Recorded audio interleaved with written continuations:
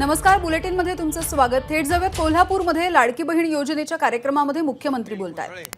Olympic वीर त्याचाही कार्यक्रम चांगला झाला, त्याचंही मी अभिनंदन करतो, त्यालाही शुभेच्छा देतो। आणि कोल्हापूरला एक इतिहास आहे आणि या नगरीमध्ये आज हा होतोय कार्यक्रम, त्याबद्दल मी सगळ्यांनाच मनापासून शुभेच्छा दिलेल्या आहेत।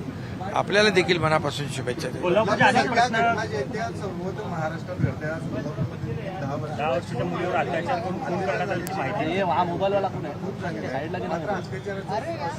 नाही, कुणालाही सोडलं जाणार नाही। कोणी गुन्हेगार असला तरी सुद्धा त्याला कठोर शिक्षा दिली जाईल। गृहमंत्री महोदयांनी देखील त्याच्या बाबतीमध्ये आता माहिती घेतली आहे।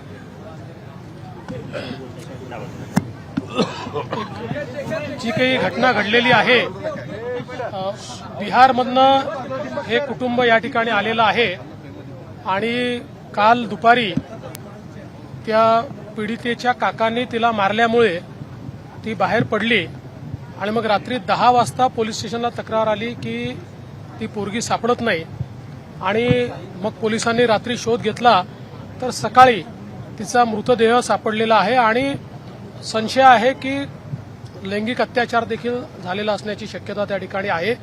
त्या संदर्भात पोलिसांनी तात्काळ कारवाई सुरू केली आहे। काही संशयितांना त्या ठिकाणी पकडलेलं आहे आणि त्यांची चौकशी चाललेली आहे। कुठल्याही परिस्थितीत या संपूर्ण घटनेच्या तळाशी जाऊन जो काही त्या ठिकाणी आरोपी असतील त्या आरोपींना कठोरतम शिक्षा केली जाईल आणि हा जो काही बिहारचा परिवार आहे त्या परिवारालाही योग्य ती मदत केली जाईल। नाही, ह्याच्यामध्ये एकच बघा, हा कार्यक्रम काय आहे, कुणाचा या लाडक्या बहिणींना, आमच्या बहिणींना एक त्यांना आधार देण्याचा कार्यक्रम आहे आणि याच्यामध्ये बहिणी स्वतः उपस्थित राहतात। त्यामुळे विरोधकांना ही जी योजनाच आहे, ही योजना त्यांच्या पायाखालची वाळू सरकणारी आहे। आणि एक मिनिट, यामध्ये एकच मी सांगतो की या योजनेला कसा खोडा घालायचा, ही योजना कशी बदनाम करायची, या बाबतीमध्ये सातत्याने त्यांचे प्रयत्न सुरू आहेत। आणि म्हणून जे आंदोलन बदलापूरमध्ये झालं, ते आंदोलनाची पार्श्वभूमी पाहिल्यानंतर एखादं आंदोलन होतं सुरुवात आणि स्वतः स्वयंस्फूर्तीने होतं, तिथे लगेच मुख्यमंत्री माझी लाडकी बहीण योजनेचे बॅनर आले। त्यामध्ये ताबडतोब त्या ठिकाणी पोलिसांकडून माहिती घेतल्यानंतर पूर्णपणे या लाडक्या बहिणीच्या योजनेला बदनाम करण्यासाठी रेल रोको केलं।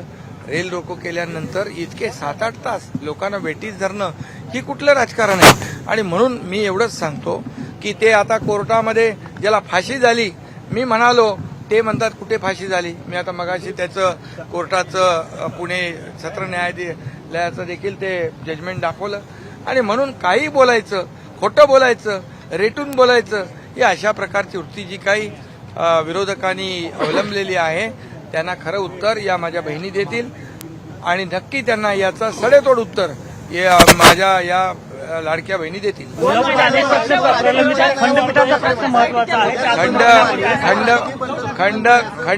खंडपीठाच्या बाबतीमध्ये देखील इथली मागणी अनेक वर्षांची आहे। 15 ऑगस्टच्या कार्यक्रमाच्या वेळेस मी स्वतः मुख्य न्यायाधीश आहेत त्यांच्याशी चर्चा केली, आमच्या गृहमंत्री महोदयांनी चर्चा केलेली आहे आणि ते देखील लवकरात लवकर त्याचा सकारात्मक निर्णय लागेल।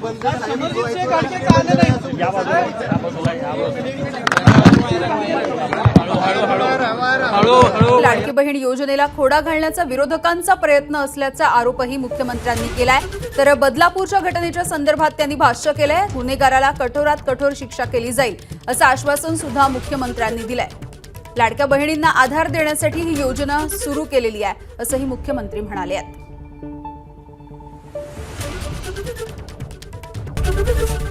एबीपी माझा, उघडा डोळे बघा नीट।